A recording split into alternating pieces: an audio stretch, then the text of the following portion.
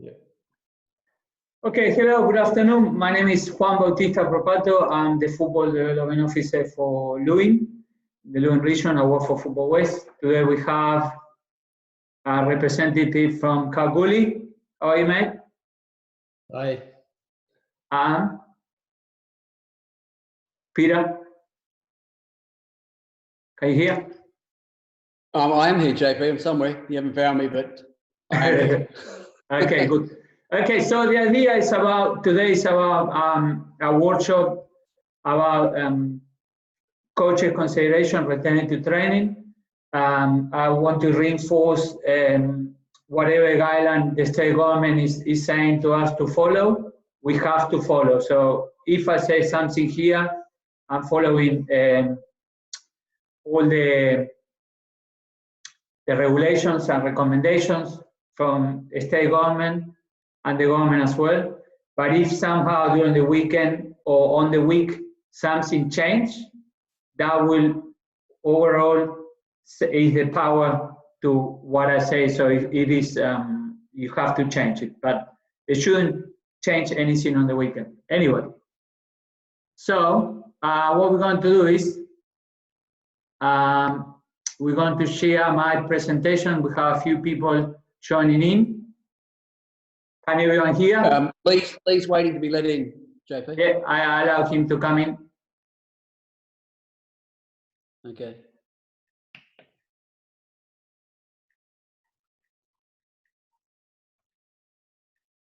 Okay, so I keep going. Okay, so Hey Juan, how you doing? Sorry I'm a bit late. Hi Sergey. Hey, Josh.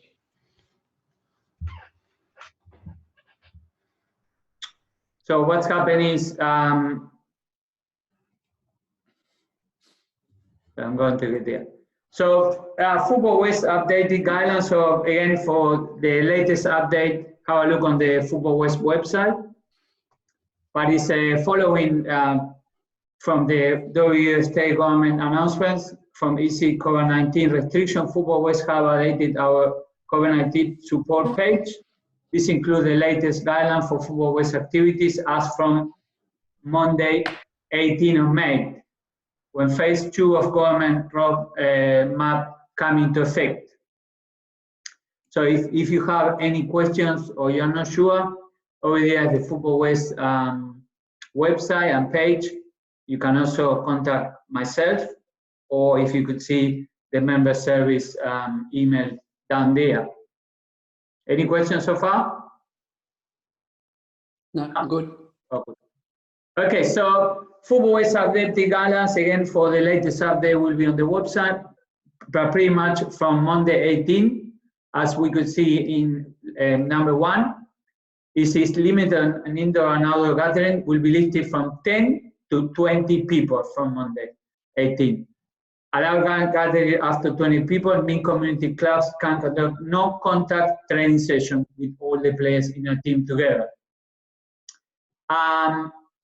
So that's what we're going to do on Monday. That's what we're doing these workshops about giving coaches ideas on what to do and what can you modify for your sessions. And then hopefully phase 3, as he has said, anticipated to be 4 weeks later. So again, things could change for better or for worse. So check Football West website and state government updates as well. Football West is continuing to update relevant guidelines, question and answer, checklist, receive ongoing advice from government, Football Federation of Australia, and other authorities to support the recommends of activities. Any questions? JP, notice the 20 gatherings up to 20 people. Yes. In what space do that 20 is? So we're going to come to that one about the setup on the pitch and the space between. Okay. Yes. So, but this is for junior and senior football. Yep. Okay, so to be honest, I don't have it on my phone, but it is a really good things to have, the cover safe, and if you don't have, as you could see on the Football West guidelines, it's about that cover safe. Have a track of all your players, so if your players must be registered in your program that you're running, and if you are not, you need to have the name and the contact phone number for them. If something happens, we need to be able to reach them. So my recommendation at the program we are running here in the Southwest will be that all players must be registered. All good? Yep. All right, so just going into training, we could see, so there will be no more than 20 people in one quarter of the pitch, and there will have to be the distance that we could see, for example, on the right side with the FIFA 11 kits, and then you could have a setup like that, always keeping the distance between the players. So if you're doing lines for the warm-up, for example, you could see on the FIFA 11 Plus, the straight running, the hop or open the gate, closing the gate, hip in, hip out, running around in circles, forward and backwards, and quick change of pace. So that could be as an activity for warm-up, as I say over there. Any other ideas that you can change this warm-up? Can everyone see that? Yeah. And just better.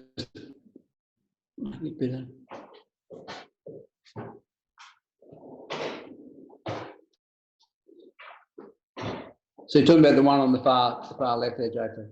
Yes.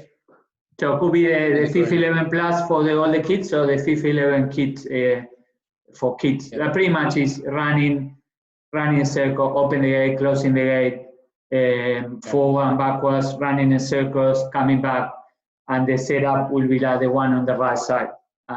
So if you are not sure of, I know it's quite hard to see over there, you can Google FIFA 11 Plus or FIFA 11 Plus Kids, and you will see videos and different things from FIFA.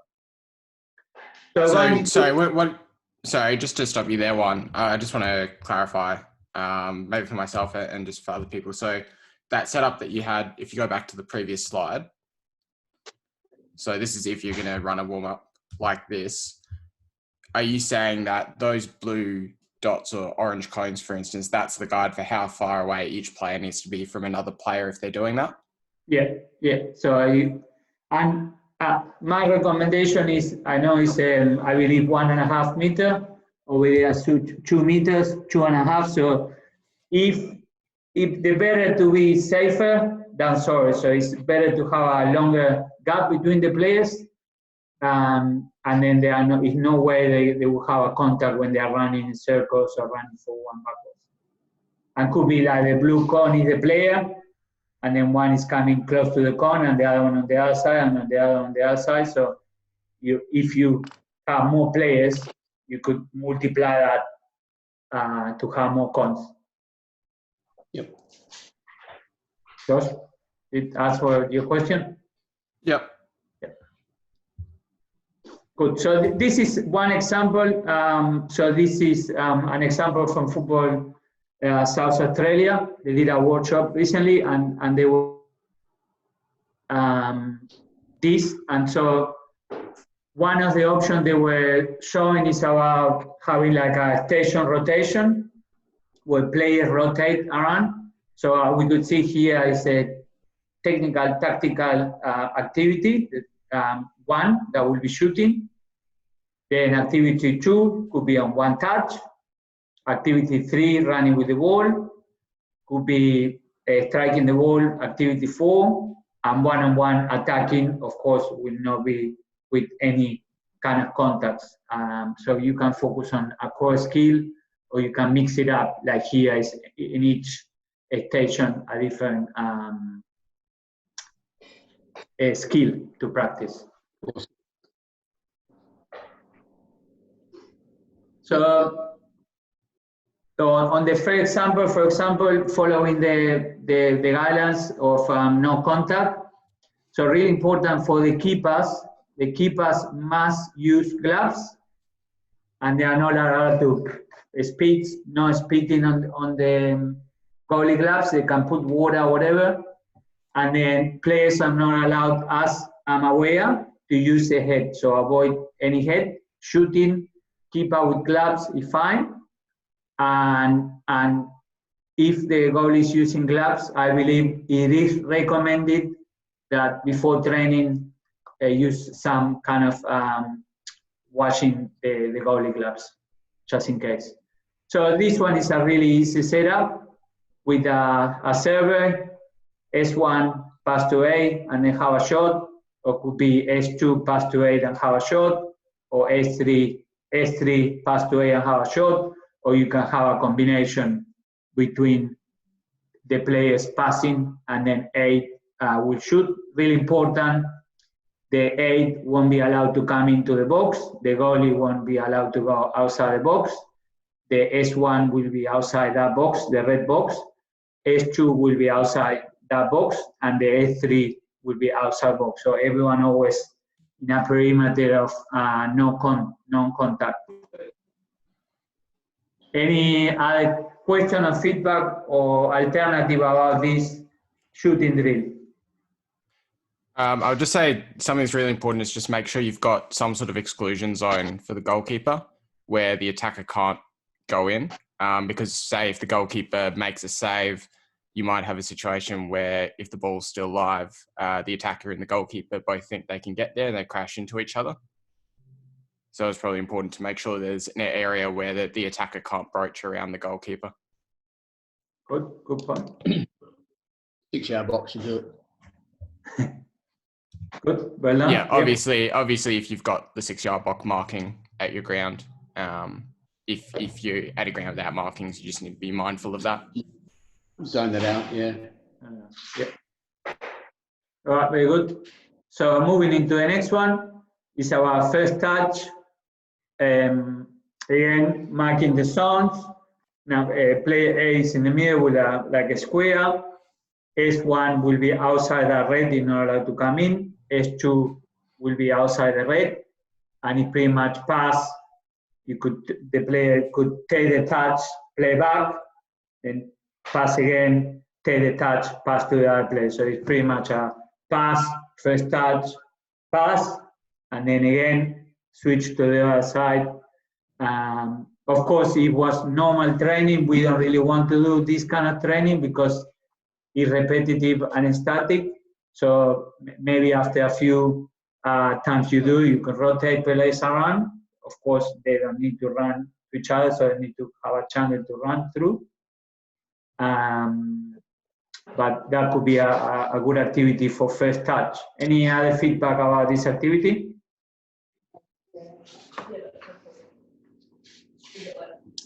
So it looks like with that zoning, most of the stuff we're going to do is going to be more repetitive and a little bit static in comparison to what we've been doing before. Yeah. Yeah, I mean, again, this is just an example. You can change it. You can put more players.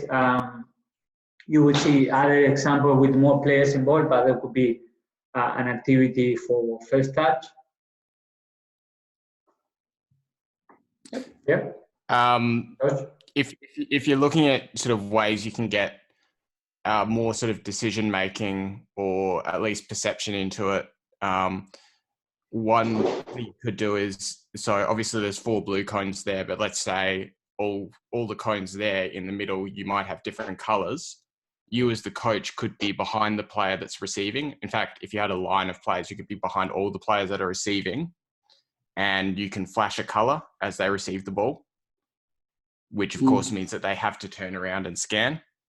And then if they're coming the other way, they're scanning, looking upwards. So there's ways that you can do simple stuff like this, but get elements of perception, decision making into it. Yeah. Another really, really good one on that one is, so in the middle that you have the blue square with the 4 cones. You could have a yellow, orange, green, pink. And then when you say pink, for example, the S1 when passed to A, that A player need to make a touch and pass the ball close to the pink cone. So it's about that decision where I'm going to take my first touch. Or could be if, okay, over there they are all blue cones, but if the cone behind, when they're receiving the ball, is receiving behind and making that touch behind. So it's opening up behind looking and making the touch behind on the right or the left or the front or the right. So just to have 4 different cones, and you can do the same with the players on the outside, with the S1 and the S2.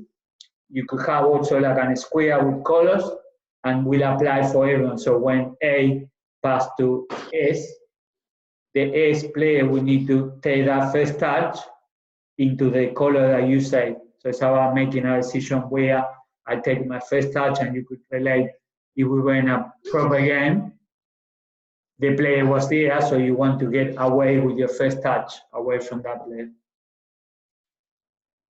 Yeah?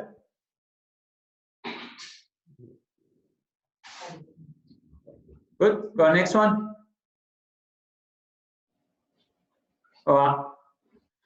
So this one is a quite easy one, quite straightforward. It's about dribbling.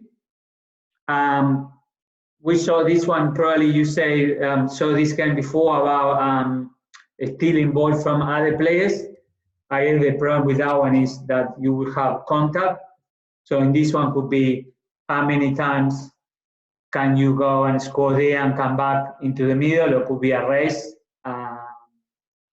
Or you could score in the yellow goal, kind of similar what Josh was saying before. And you could have even maybe another little goal, so 3, or hit the cone in the middle, in the diagonal.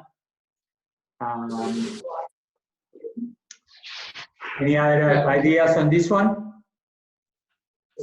Yeah. That's all. Josh?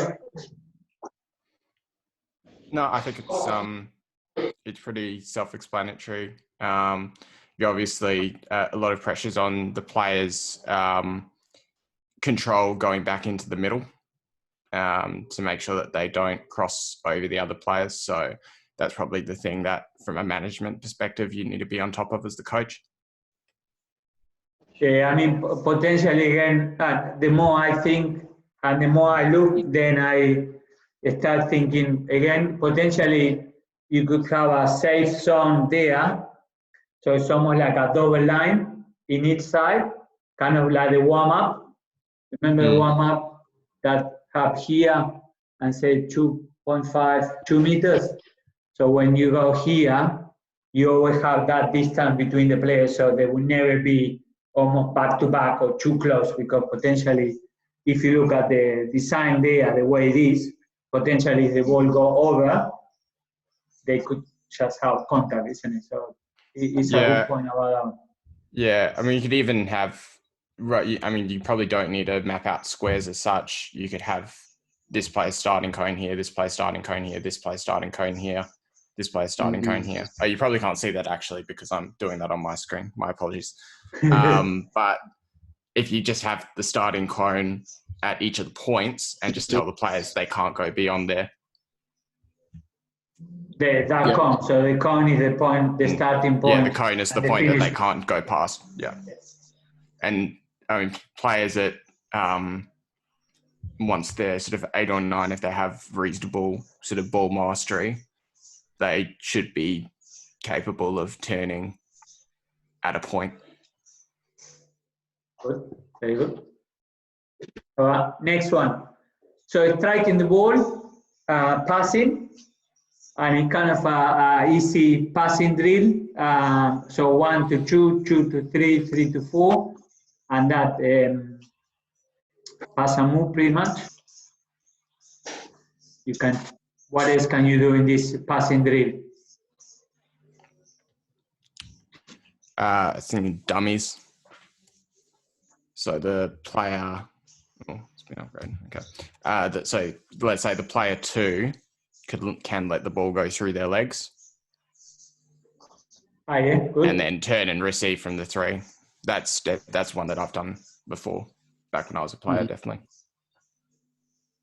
I mean, could be also a 1-2. So you come in and receive.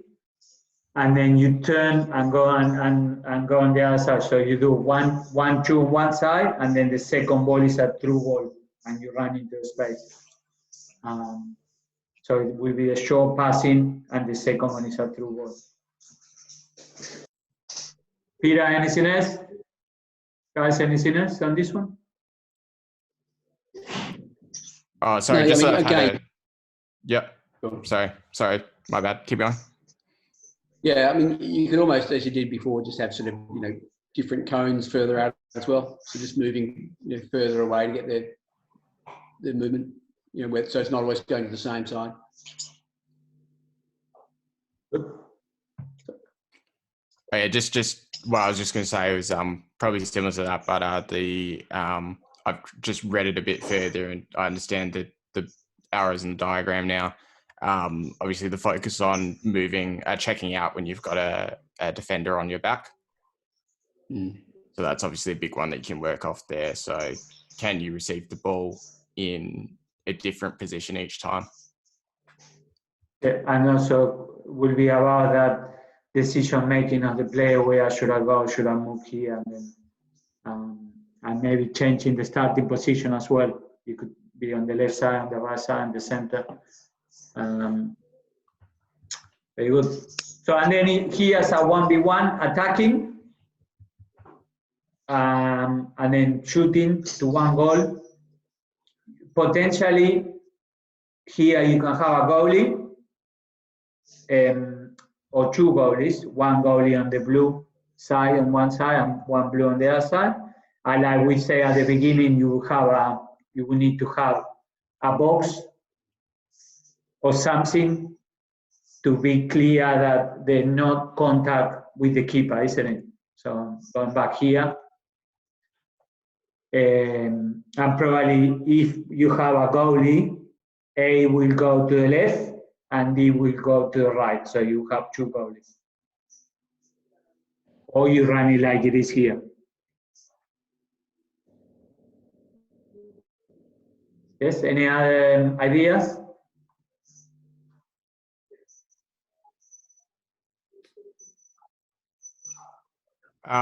Just want to make a point. There's some councils at the moment where they're not allowing goals as shared equipment, for instance.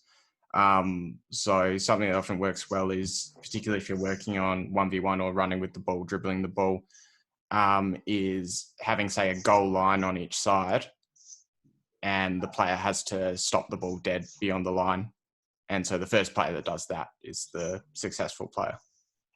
Yeah. You have to have control of the ball. Yeah. So the similar one that you can do with that, and we've done it before, is just when the player comes forward, I mean, basically you just have a cone one side and a cone the other side. So defender comes in and they're shadowing. So the player with the ball just, how many twists and turns can you get to go and stop it on a cone here? All the player has to do, the defending player, there's a cone on his side. If he can get his foot on that cone, then the attacker can't win. And it's, can the attacker get the ball to a cone? So you don't actually have to go to the goal, but like Josh was saying, just stop it in an area, and the defender is really just mirroring. And how do we make sure that there's no contact between the two players? Well, they're staying the other side. So you've got a central cone line up, the orange cones there. Ah, okay. But if you imagine there's 1 meter away on either side, there's a zone. So they're just working on the other side of the cone. So they're never going to each other. It's just that horizontal movement. Ah, yeah. Oh, that's good. Very good. Okay, so moving on into the next one. So this is another example, and here is, I think, Peter's question about splitting the pitch into the four quarters. Like you could see here, and you could have a line in the middle as well. In the middle, going like this, you will have the distance between, if you have another group on the far, and then you have another one in the middle, so there will be distance between. And that could be a warm-up similar to the one we saw before with the FIFA 11. Yes? So, Well, sorry. Javi, Are you saying that there can't be 20 in those zones though? Because you've got to have 4 square metres per person, haven't you? That's sort of the... Yeah, so there will be... Josh, yep. Oh, so I was just to say, I might be wrong here, but I thought that, so I know when we had it was up to 10 people, the recommendation was quarter field, but I think now it's actually 20 and a half. Yeah, I would have thought that.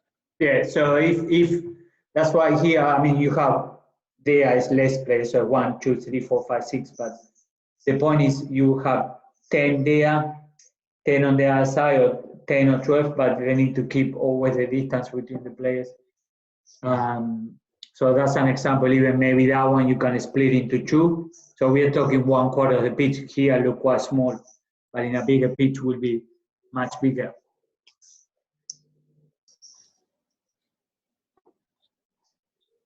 Yeah. So are we saying something wrong that because over there say 20 players per square maximum? Is that wrong? I thought that was right. If So it is 20, I think it's now 20 players per half same time. So you can have 20 working in the same group now rather than 10 in the same group, but practically it's the same maximum limit because you can only have 40 because it's one group, one half. So it's kind of there like it is now will be 10 players here, 10 players here, 10 players here, 10 players here. Correct? Yeah, I guess you could because then you would have 20 in each. Yeah. But you can have 20 as a group across the whole half. Yeah. Good. Yeah. I suppose if you're working that 4 square metres per person, which is what they've said in, pubs, clubs and all that sort of thing, and even outdoors, then if you've got 80 square metres, which is literally half a pitch, you're pretty right, aren't you? Good. That's a really good point and make it clear to everyone. Okay, so this is a passing practice, and it's pretty much like a similar setup that the one we show, but will be like this. So you could start with 2 and 3. You follow me? 2 and 3 in the middle, and then you could see there are 2 green cones in the middle. So you could say green.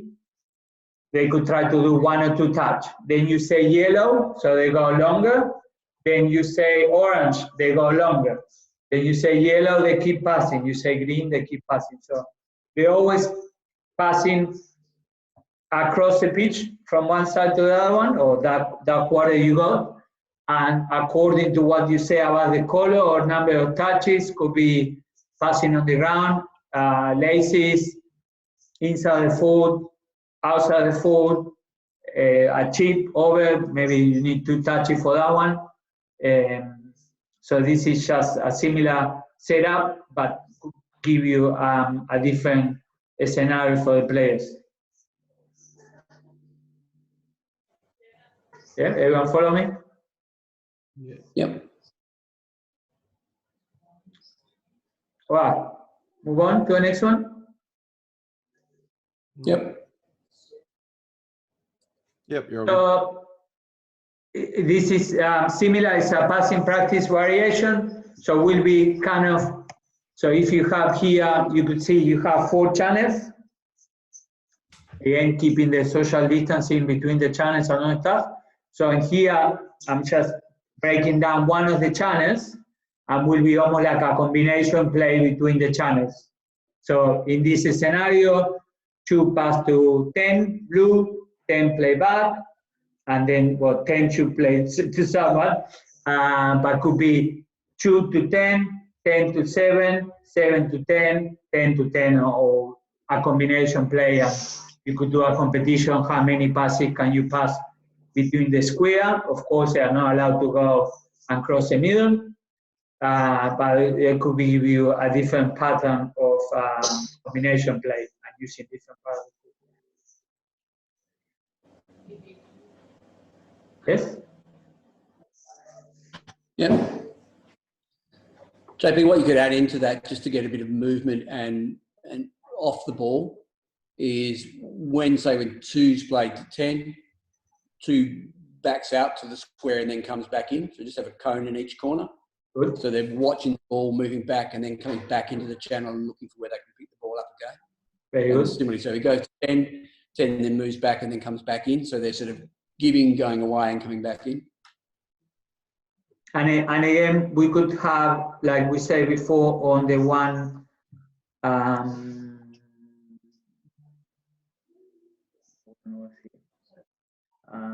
the one here with 4 different colors on that square.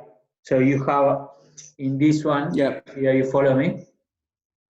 In this one, you have where is number 2 with the ball. You have a square with a yellow, green, blue, pink, and then same thing. You say pink. So every time they pass the ball and they receive on the first touch, they have to go through the pink or they have to go to the blue, and that could create different pattern looking behind, in front, left foot, right foot. That George was saying, a dummy between the legs, turn to the other side.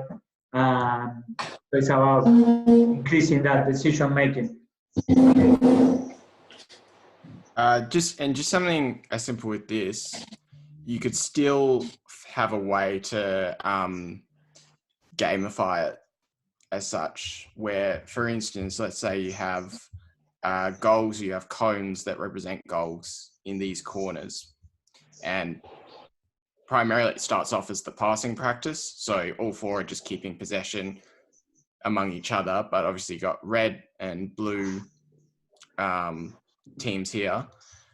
When you call for it, then they can try to work an angle between them so that they get a shot at the goal, and these 2 the same. Very good. Yep. Very good.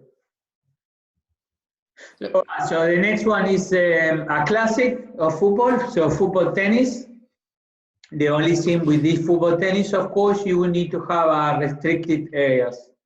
And you could do 1v1 or 2v2, or this example is 4v4. First to score 10 win, or you can play 1-2 touches. So like I say here, different options, but the main thing will be about everyone will have to stay on the channel.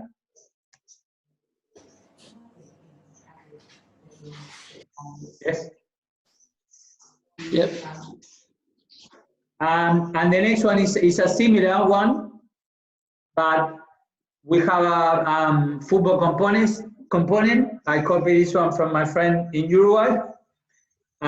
So it's pretty much the same, but what's happening when the ball go out, so let's say the green team, that is the team down here, they score a point, and you say corner flag, so they will run to the corner flag, so of course green go that way, blue go up.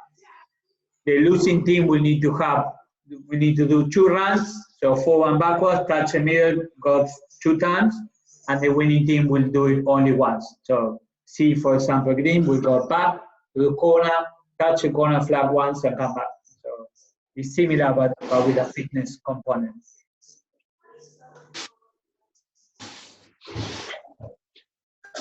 Yeah? Yep. Well, and then the next one is a shooting drill. Again, goalie will have a designated area. We need to use gloves. No heading, shooting only. And this is just a pattern of 18 to 6, 3 to 2, 2 run into space, and then cross it, could be into 4 or 7. Or you could do the same going on the other way, playing to the right wing and then into attacking areas. And also, I think it's a good idea to have empty squares like I did here. So for example, 2 blue underneath, you could see an empty space. So it could be that they run into space with the ball, or 7 run behind into space. But everyone will need to stay in a channel so they are not having any kind of contact. So if 4 is in the middle, that's the area of number 4. 7 is on the far or the far area, but from no way is allowed to come into the goalie area or into the 4. Might be quite difficult with the senior players, this one, but they have, if they want to do shooting, they will have to follow the guidelines. Any other ideas?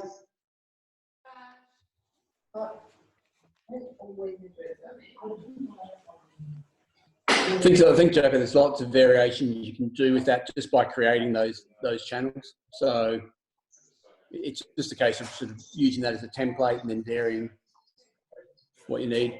I mean, I think you want sort of balls coming in from different angles. It's probably what you look at. Sort of rotate where balls are being played to. Lee, you are there. I didn't know you were hiding on my. Sorry, man. You were hiding on the pictures underneath. I couldn't see you. Can you hear, Lee? Oh, there he is. Oh, now it's gone. Sorry, look, sorry, Lee. I didn't want you to. How do we make him to 5? Okay, good. Okay, so let's go into the last example. So here is a simple activity about dribbling. So potentially you could have another channel in the middle. So here you already got 10 players. And it's about a skill. So it could be using different parts of the foot, coming into controlling the ball, stopping the ball in the line. Anything else?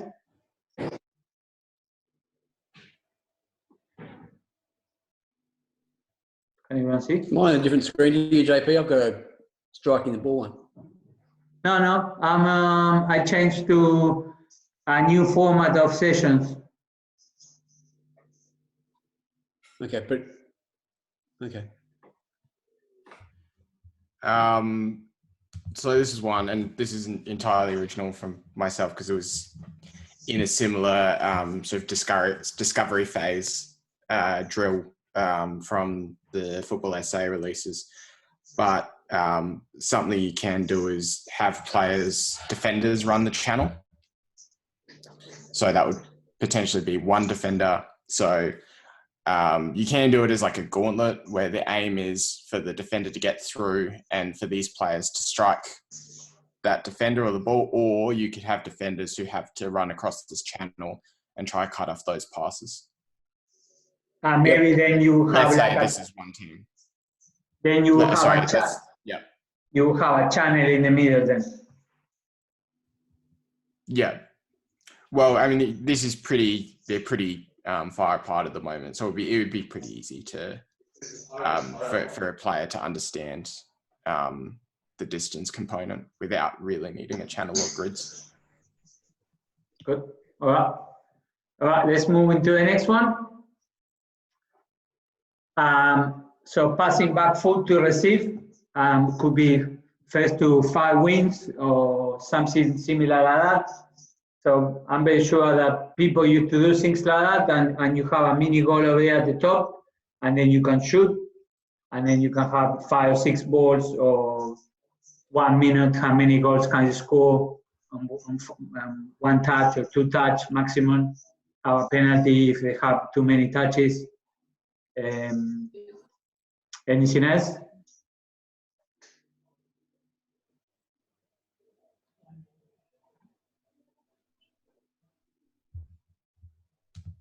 Sorry, so in this one, the players are following their pass, is that right? Yes, you could do that. Yep, you can follow the pass.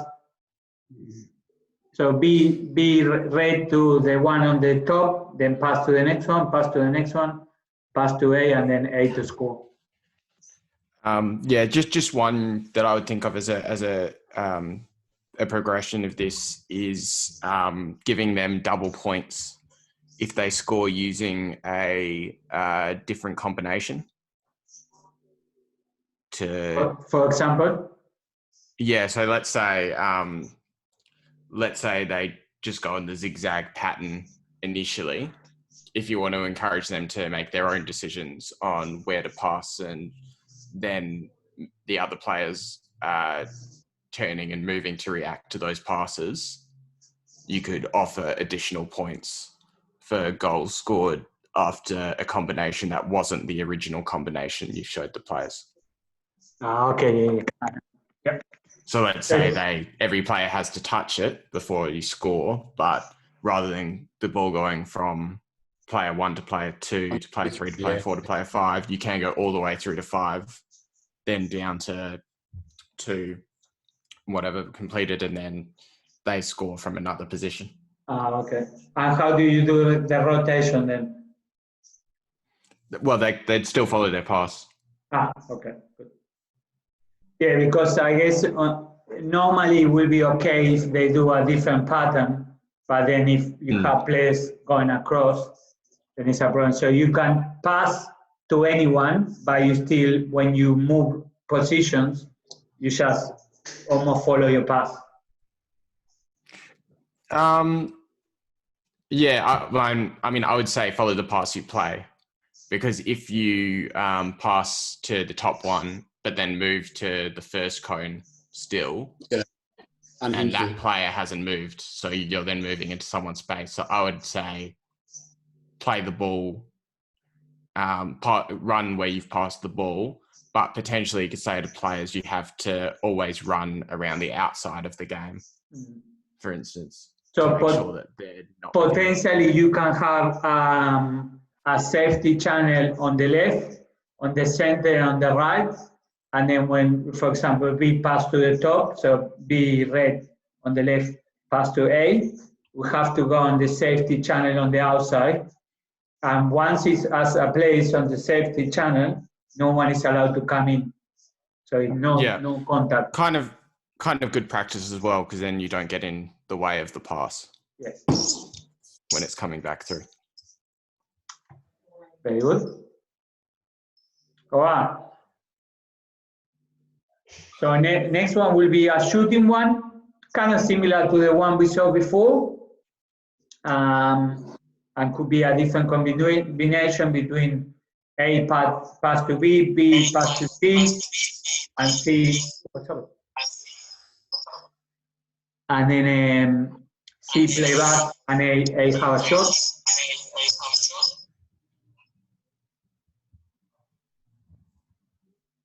Can everyone follow? Yep. Yeah.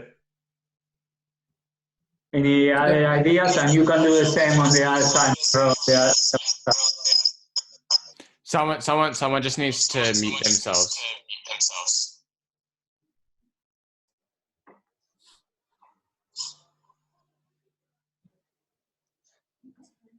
Can you hear? Hello? Yeah. Yep. Okay, good.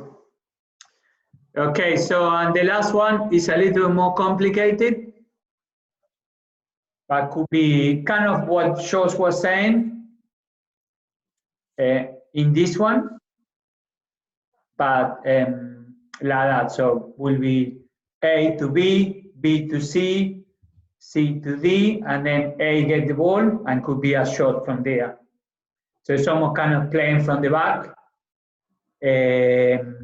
And then potentially you could do E, play across to F, and then have a shot. F will have a shot. So it's a quite cool combination pass. And here is in half of the pitch. So you could do it, or you could do one quarter and the other quarter with 5 or 6 players on the outside.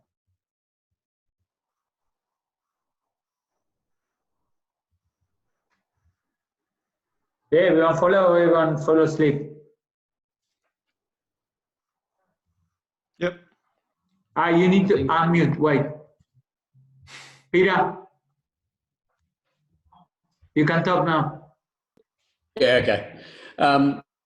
So it looks like, we're really doing similar sessions, but it's just creating that exclusion zone of 1.5 meters. So it's, in a way, you can encourage players to make sure they're always finding space. That's a way of getting the 1.5 distancing. Make sure you've got space around you wherever they're moving in these angles. Good. All right.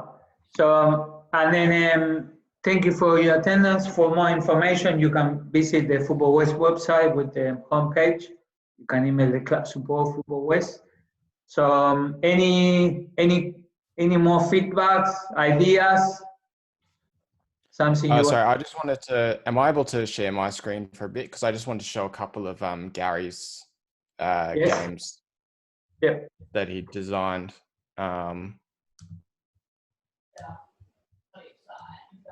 Oh, you disabled participant screen sharing. You need to allow me to share a screen one. Yes.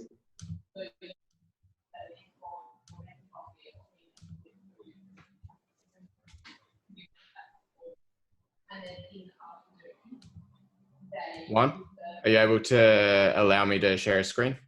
Yes, so you should be able to say press share screen and you should be able to do It it. says host disabled participant screen sharing. Okay.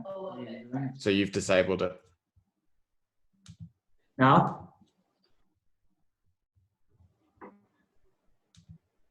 Oh, what I'll do, one, is I'll email them to you and you can put them on the screen. You email now? Yeah, I'm emailing you these now.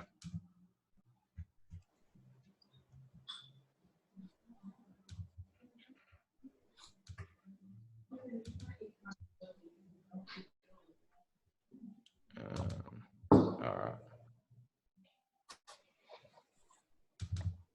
Okay, you guys keep talking to each other maybe.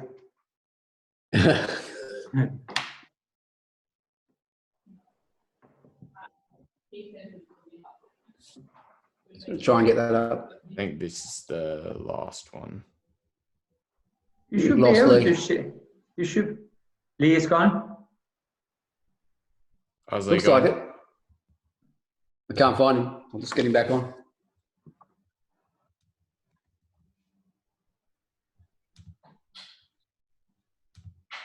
Okay, I just sent it to you, one.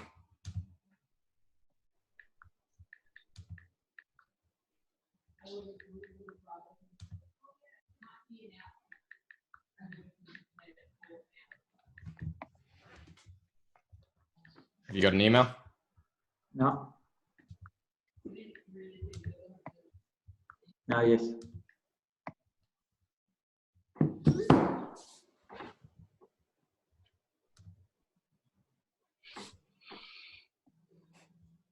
Let's see if we can share. Right here. Here it is. Everyone can see that? Yep. Yep. So if you go down on that one, I'll just show you stuff that Gary, who's one of our coach educators, has been working on. If you just keep going down one, so we get to the first page. So Gary's been putting together a few of these. This is something that we have put together to eventually, hopefully, go out to the public. They still need to be approved, so they're not stuff that we're pushing out just yet. But I just wanted the coaches in the training center just to get an idea of sort of the use of grids as a social distancing tool. So this is a passing practice, but the sort of key thing that is in here is these grids, which would be marked out by cones on the field. It gives players a lot of freedom in their movement as long as they're not moving into the same grid that another player is occupying. So What size are those grids, Josh? These are all 5x5. Yeah. So that's a 25 by 15 meter pitch size. So it's a pretty fits pretty comfortably. That's well less than half of a pitch. So theoretically, if you've got a bigger group, you can run two of these alongside one another. Gary's got this set up for, I think he did this back when the restriction was 10 people. So there are 3 players who are sort of passing to each other in waiting areas on the outside as well. If you go down one.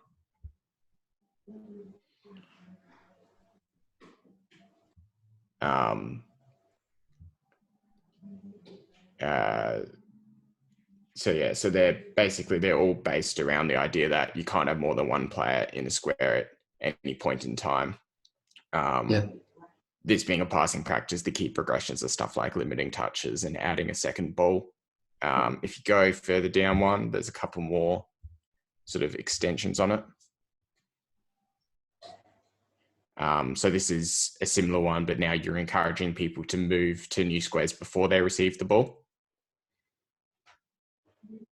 And then if you go down further one,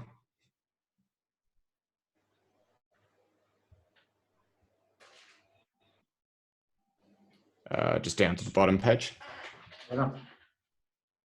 Yep.